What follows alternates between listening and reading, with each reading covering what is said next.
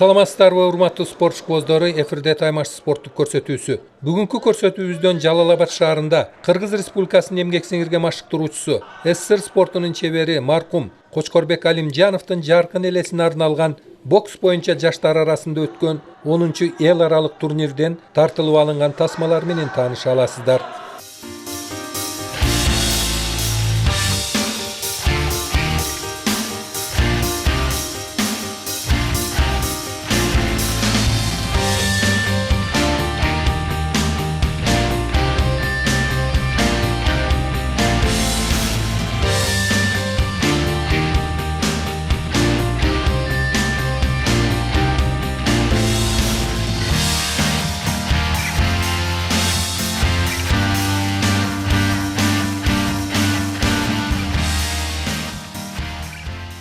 Кочкорбек Алимжанович бул Кыргыз Республикасынын эмгек сиңирген машыктыруучусу, СССРдин спорт чебери, Жалал-Абад шаарыбыздын ардактуу атуулу.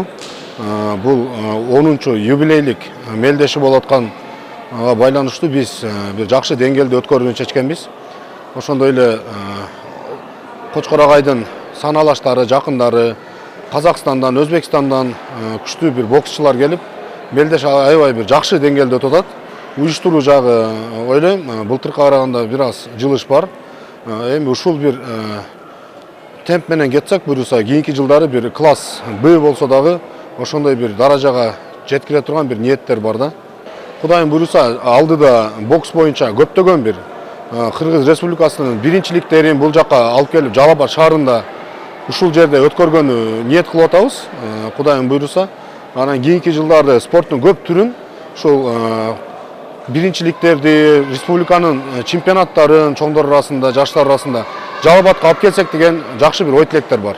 Кезинде келечектеги булгар эмелей чеберлерине бокс өнөрүнүн терең сырларын үйрөтүүдө опол тоодо эмгек өтөгөн Кыргыз Республикасынын эмгек сиңирген машыктыруучусу, СССР спортунун чебери, бүткүл союздук Динамо коомунун жеңүүчүсү, бокс боюнча Кыргызстандын көп жолку чемпиону, Жалал-Абад шаарынын ардактуу атуулу маркум Кочкорбек Алимжановдун жаркын элесине арналган бокс боюнча жаштар арасындагы юбилейлик 10-чу эл аралык турнирдин ачылыш аземине Жалал-Абад шаарынын жетекчилиги жана Жалал-Абад шаарынын депутаттарынын тобу, ошондой эле аалам алкагына белгилүү булгар эмелей чеберлери күбө болушту.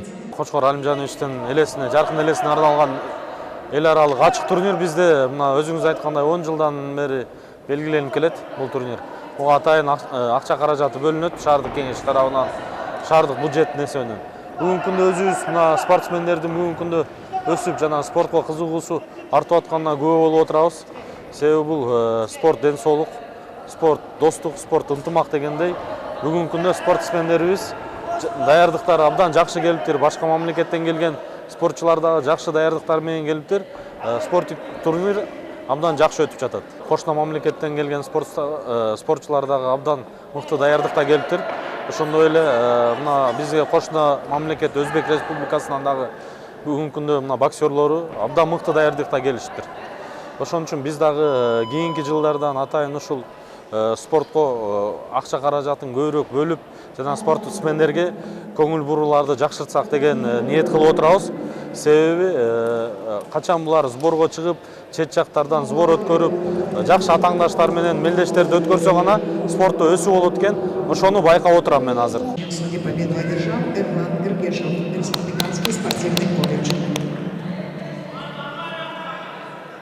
Алимжанов Кочкорбек агайыбыздын ушул 10-чу өтүп жаткан турнирине келип катышып жатабыз. Турнирде Казакстан, Өзбекстандан келген биздин мушкерлерибиз бар экен. Беттеш өткөрүп, жакшы опыт алат дейм. Бул деген биздин балдарга чоң мүмкүнчүлүк. Буюрса, мындай турнирлердин көбүн көрөт, биздин балдар көрүп, ушул дүйнөлүк, олимпиадалык ареналарга чыгып өздөрүнүн Кыргызстан желегин көргөзөт деген ишеничтебиз. Мен өзүм буга чейин Кыргызстандын 3 жолку чемпионумун. 2008-жылдан 2016-жылга чейин ушул Кыргызстандын курама командасында машыгып жүрдүк. Нече болуп жүрдүк. Азыркы анан 2010-жылдан баштап ушул Россия жергесинде кесипкей бокс менен 5 жылдык Россия өлкөсүнүн RCC боксинг промоушн менен 5 жылдык келишим түзүп ошол жакта бокс ашып жүрдүк. Ал жакта 2 versiyanын жеңүүчүсү болдум. Азыркы учурда өзүмдүн ушу келишим бүткөндүгүнө байланыштуу убактылуу карьерам токтоп турат. Ушул аралыкта өзүм Баткен областында жаш балдарды өзүмдүн билген опыттарымды ошолорго үйрөтүп, балдарды өстүрүп жатабыз. Буюрса биздин карьерабыз жыйынтыктала элек. Келечекте азыркы жакын арада кайра рингке кайтабыз. Биз азыр чет жактан ушул промоутерлер менен сүйлөшүүлөр болуп жатат. Ошол официально болуп калса биз сразу бойго кайтабыз рингке.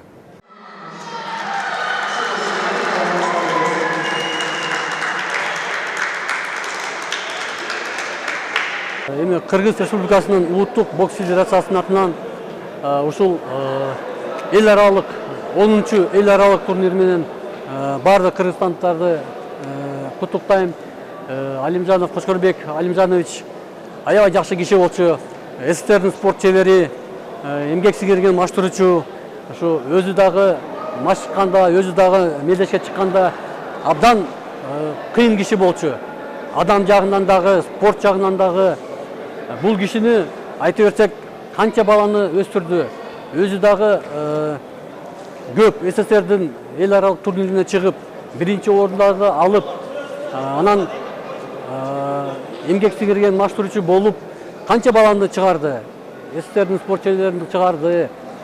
Анан ушу Кочкорбек агайымды айтып кетсем, акыркы күнгө чейин спортко күйүп, бокско күйүп, балдарды өстүрүп, ушундай деңгээлге жетип, азыр жаныбызда жок. Бирок баарыбыздын жүрөгүндө бул киши, мен ишенем, ушул Кочкорбек Алимжановдун турнири дагы өнүгөт, дагы бул жака көп эл аралык турнир болуп, башка мамлекеттерден келип, ушу мен Кочкорбек Алимжановдун турниринде биринчи орун алдым деп, Олимпиаданын чемпиондору, дүйнөнүн чемпиондору чыгат деп ойлойм. Эл аралык мелдештин жүрүшүндө көптөгөн бокс күйөрмандарынын бүйүрүн кызыткан финалдык таймашты 54 килограммдык салмак чениндеги атлеттер көргөзүштү. Анда жаштар арасында бокс боюнча Азиянын чемпионатында байгелүү орундарды багындырышкан Жалалабадтык Зафар Камилов жана Өзбек Республикасынын Андижан шаарынан келген Фурхат Абдунабиевтер болду. Азыр сиздер менен ушул беттешүүнү чогуу көрсөк. Урматтуу спорт күйөрмандары, сиздер Жалалабад шаарында өтүп жаткан бокс боюнча Кыргыз Республикасынын эмгек сиңирген машыктыруучусу, СССР спортунун чебери, Жалалабад шаарынын ардактуу атуулу маркум Кочкорбек Алимжановдун жаркын элесине арналган жаштар арасында 10-чу эл аралык турнирдеги эң кызыктуу беттешүүлөрдүн бирине назар салып турасыздар. Мында кызыл түстөгү Зафар Камилов Жалалабад шаарынан, Зафар Жалалабад шаарындагы Бекмамат Осмонов атындагы Жалалабад мамлекеттик университетинин биринчи курсунун студенти, ал эми анын атаандашы көк кийимчен, кызыл мээлейчен бул Фуркат Абдунабиев, Өзбек Республикасынын Андижан шаарындагы спорт колледждин тарбиялануучусу. Зафар Камилов жөнүндө айта турган болсок, Жалалабад шаарындагы Бекмамат Осмонов атындагы мамлекеттик университеттин студенти. 2022 жылы Иордания мамлекетинде өткөн жаштар арасында бокс боюнча Азия чемпионатында коло медалды жеңип алган машыктыруучусу Жеңиш Эназаров. Ал эми өзбекстандык Фурхат Абдунабиев болсо, жаштар арасында бокс боюнча быйылкы жылдагы Өзбекстандын чемпиону. Мына ушундан дагы билсек болот. Мына ушул Кочкорбек Алимжановдун жаркын элесине арналган бокс боюнча 10-чу эл аралык турнирде эң мыкты жаш булгары мелей чеберлеринин катышып жаткандыгын, беттешүүнүн биринчи бөлүгүндө бир аз техникалык жактан артыкчылыгын Жалалабадтык мушкер Зафар Камилов көрсөттү. Ал кызыл бурчта кадрда бокс боюнча спорт чебери Зафар Камилов. Ал бокс боюнча спорт чебери Жеңиш Эрназаровдун кол алдында машыгат. Жана айтып өткөнүмдөй, бокс боюнча жаштар арасында Азиянын чемпионатынын коло медалынын ээси, ошондой эле жаштар арасында Кыргызстандын чемпионатында такай байгелүү орундарды багындырып жүргөн жаш атлет. Ал эми рингдин көк бурчундагы бул Фуркат Абдунабиев, Андижан шаарындагы Республикалык спорт колледжинин тарбиялануучусу. Беттешүүнүн экинчи бөлүгү дагы башталды. Ортодогу калыс жөнүндө айта турган болсом, бокс боюнча спорт чебери Жеңиш Эрназаров Жалал-Абад шаарынан. Негизинен алганда Кочкорбек Алимжановдун жаркын элесине арналган бокс боюнча 10-чу эл аралык турнирге Өзбек Республикасынан, ошондой эле Казакстандан эң мыкты булгар эмелей чеберлери келген. Арасында жаштар арасында Азиянын чемпиондору, ошондой эле дүйнөлүк чемпионаттардын байге ээлери болушту. Мына ошондон дагы билсек болот, бул эл аралык турнирдин аброю жылдан жылга өсүп бараткандыгын. Беттешүүнүн экинчи бөлүгүндө кайрадан эле биринчи номер катары Жалал-Абадтык жаш мушкер беттешүүнү алып барууда. Ал эми контр чабуулга өтүүдө Андижан шаарынан келген мушкер дагы мыктылыгын көрсөтүүдө. Негизинен алганда, урматтуу спорт каармандары, учурда дүйнөдө бокс боюнча Андижандын спорт мектеби эң алдыңкы орунда турат. Айтайын дегеним, мына ушул Андижан шаарындагы Республикалык спорт колледжинен дүйнөгө белгилүү булгар эмелейлер чыгышкан. Алар бокс боюнча олимпиадалык оюндардын чемпиону Махаматкадыр Абдуллаев, Хасанбай Досматов, дүйнөнүн чемпиондору Руслан Чагаев, Өткер Худаяров. Ошондуктан дагы кандай гана мелдештер болбосун, бокс боюнча жаштар арасында болобу же болбосо чоңдар арасында болобу, Андижан шаарынан келген булгары мээлей чеберлеринин катышуусундагы мелдештер өтө жогорку деңгээлде өтөт. Буга далил катары мына ушул Жалал-Абад шаарында Кочкорбек Алимжановдун жаркын элесине арналган 10-чу эл аралык турнирди дагы айтсак болот. Мына ушул беттешүүлөрдө Жалал-Абад шаарынан жаш булгар эмелей чеберлери абдан мыкты даярдыкта келгендигин айгинелешип, чемпионаттын же болбосо эл аралык турнирдин жеңүүчүлөрү, ошондой эле күмүш медалдын жана коло медалдын ээлери болушту. Финалдык таймашта болсо, мына минтип Азиялык чемпионаттын коло медалынын ээси Зафар Камилов азыр беттешүү өткөзүп турган чагы. Ал кызыл кийимчен. Дагы саналуу 20 минуттерден кийин бул кызыктуу беттешүүнүн экинчи бөлүгү дагы аяктайт. Мына урматтуу спорт каармандары, бул кызыктуу беттешүүнүн экинчи бөлүгү аяктады. Сиздер кадрдан Фуркат Абдунабиевди көрүп турасыздар. Ал Өзбек Республикасынын Андижан шаарынан бокс боюнча жаштар арасында быйылкы жылдагы Өзбекстандын чемпиону. Негизинен алганда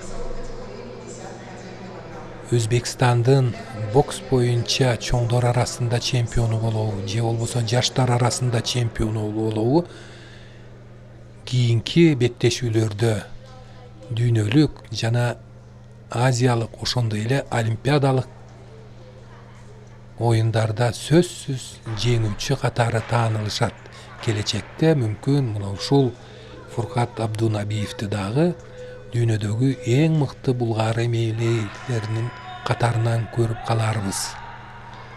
Мына урматтуу спорт каармандары, ортодогу калыс бокс боюнча спорт чебери Жеңиш Назаровдун белгиси менен беттешүүнүн 3-чү бөлүгү дагы башталды.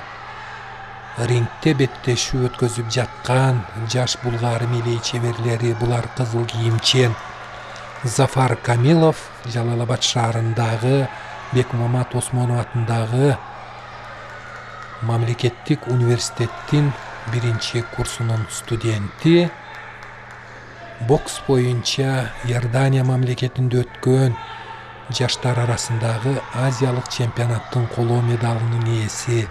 Ал эми аны менен рингте беттешүү өткөзүп жаткан атаандашы көк кийимчен, кызыл булгары мээлейчен атлет бул Фуркат Абдунабиев, Өзбек Республикасынын Андижан шаарынан бокс боюнча быйылкы жылдагы Өзбекстандын чемпиону. Негизинен алганда бул беттешүүдө техникалык жактан бир аз мыктылыгын Жалал-Абадтык жаш мушкер көрсөтүүдө.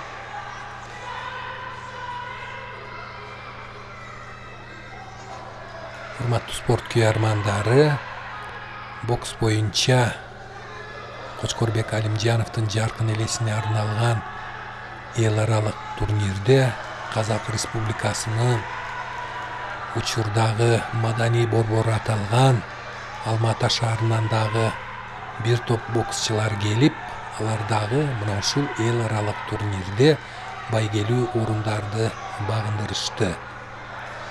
Ал эми Өзбек Республикасынын Андижан шаарынан келген бир топ жаш булгары мелей чеберлери мына ушул турнирдин баш байгелеринин ээси болушту.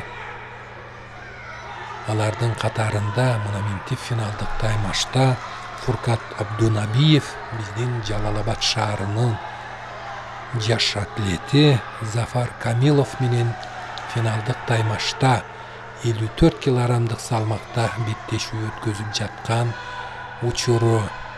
Беттешүүнүн 1-чи жана 2-чи бөлүктөрүндө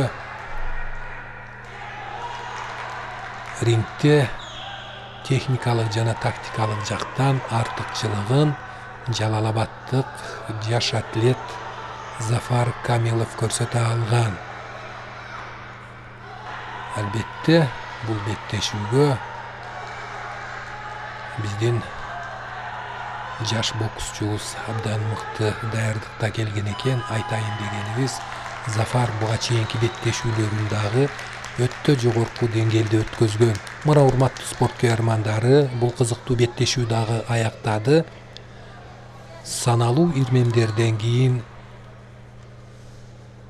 кайсыл жаш атлет мына ушул беттешүүдө жеңип чыкса, Кыргыз Республикасынын эмгек сиңирген машыктыруучусу, СССР спортунун чебери маркум Кочкорбек Алимжановдун жаркын элесине арналган 10-чу эл аралык турнирдин жеңүүчүсү катары таанылат 54 килограммдык салмакта. Мына урматтуу спорт каармандары, бул беттешүүдө жеңишке Жалал-Абадтык жаш мушкер Зафар Камилов жетишти.